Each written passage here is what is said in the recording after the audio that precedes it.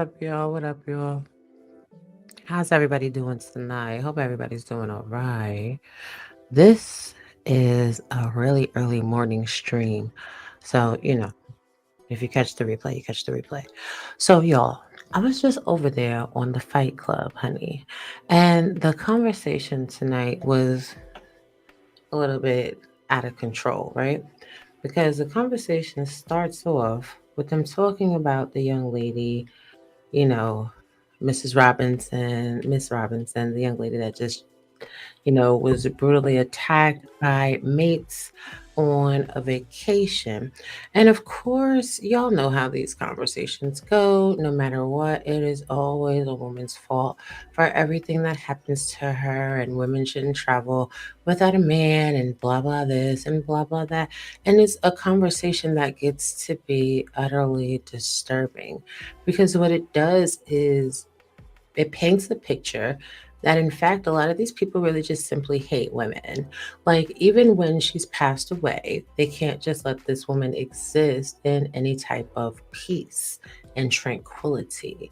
It's the constant attack. And quite frankly, I'm tired of these conversations. Like they're so just dumb, to be quite frank.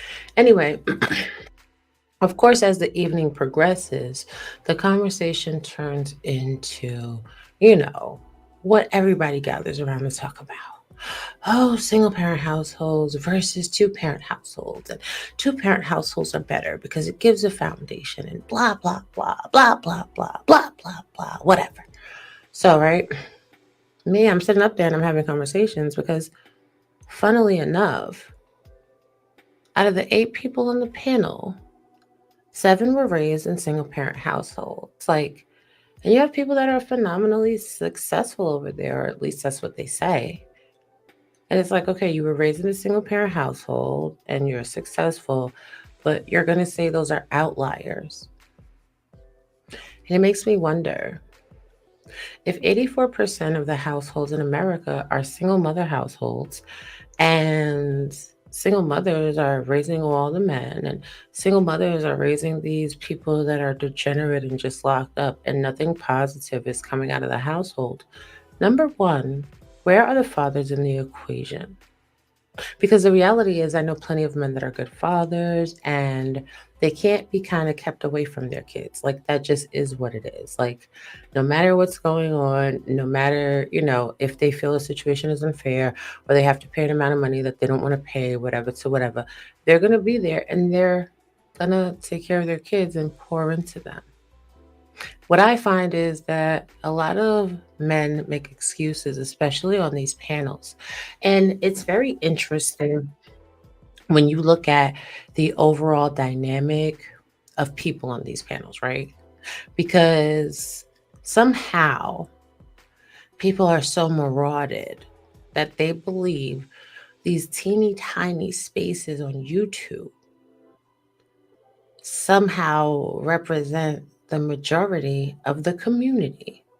And that's not the case. So, you know, of course, we get the typical male talking points. Oh, well, let's put child support on a card because if child support is on a card, then it's only going to go to what it's supposed to be used for.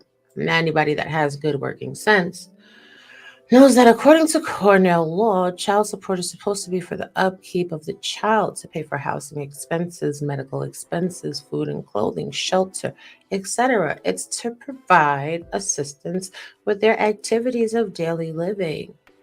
But if you listen to men on YouTube in particular, particularly in these spaces, women are just using child support to get their hair and their nails done. So while we were talking, I pulled up a statistical report because everybody loves statistics when it fits them. They always find a way to disregard statistics when it goes against the narrative. Now, mind you, none of these people, hey, no, it's not because it's on my mind right now. But I appreciate you for being here. Welcome. Welcome to the live. None of these people ever have the empirical data on display. They never show the years that the study was written. They never show the test group.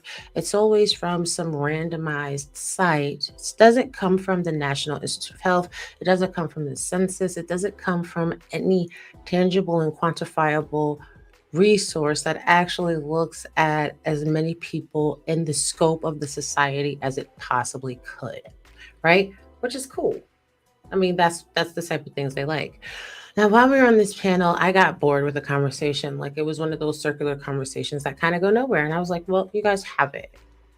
And of course, no, Robbie, because why? Because why? Like, don't have the conversation with me because I don't have a narrow minded perspective.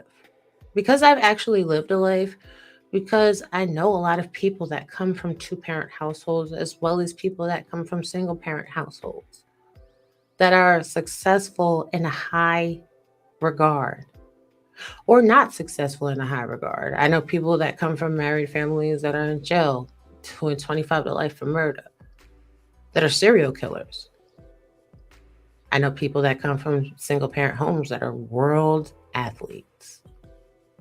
It's a stupid conversation based off people that want to maintain a measure of control or want to have a Disney fairy tale. They want to have a dream, but when they are faced with anything that goes against the structure that they have in their mind, it's something that they can't handle.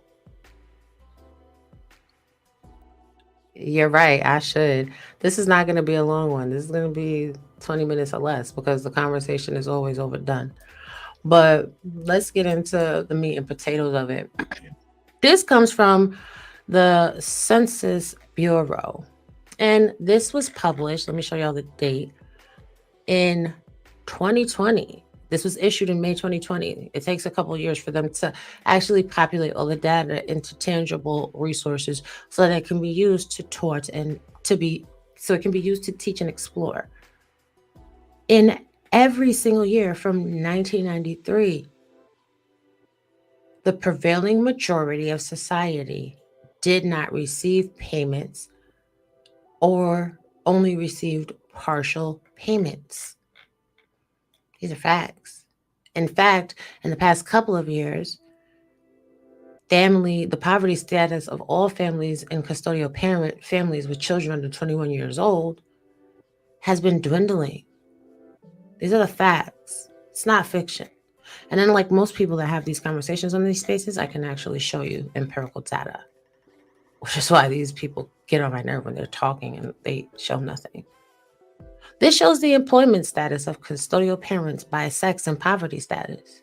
And what it shows is custodial fathers and custodial mothers are actually working for the majority, full time, year round. It's a very small minority that are below poverty and working full time. Most people are living well above poverty. And 39.1% of people don't have a legalized child support agreement. So that begs the question, what are all these talking points actually for?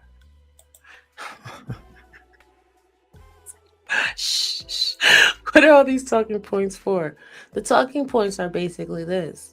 People are upset and people are bitter and people are making bad decisions every day, even in marriages. I know people that are married and it's like 30, 40 years later and they're meeting siblings. They literally grew up their whole entire life without siblings. And even that is something that these group of people will deny. Because the reality is most people can't handle the truth. They want to live in their delusions. I guess it's kind of easier to blame women for everything that goes wrong. Yet pour honeyed potions in people's ears, screaming, Republic, Republic, because everybody wants to be a leader. Until you actually have to make a decision. They're always telling women what to do, but always complaining about the ramifications of the decisions that women make. Stop having sex with women. Leave women alone. Don't create any progeny until after you get married. And maybe we can get back to a place where We have, hey, Black Pearl, good morning. Right, exactly, exactly, exactly. I know they mean nothing, and then they get mad when I say it. You already know. You already know. Like it means nothing. It means nothing. Live your best life. Life is gonna throw curveballs at you. If you can be in a two-parent household raising your children and everything goes to plan and your children are raised well, hopefully they come out well adjusted and they're productive members of society. If you're a single parent, single mother, or single father, pour in your children so that they can be well adjusted on the other end. Children, after all, are individuals. I mean, they're human beings. To err is human. You're so silly, Auntie. And to forgive is divine. It's crazy when men give off the appearance of being more bitter than the women that they critique and castigate. Toughen up, Chief, and put your big boy pants on. Handle your business, because y'all are the leaders. And when a woman is gracious enough to say, you're right, you win, leave it at that. Because then it comes off like an egotistical thing, an egotistical war where you just have to be right. 9 times out of 10, I'm usually trolling because the conversations that people have, it really has no bearing on my life. Y'all better stop going to social media for validation of who you are and just live in greatness and power. Stop letting people brainwash you. Anyway, this has been an early morning edition of Fighting That Sleep. Please make sure you like, comment, subscribe, and share it out everywhere. Fly free because it's a privilege. And y'all, take care.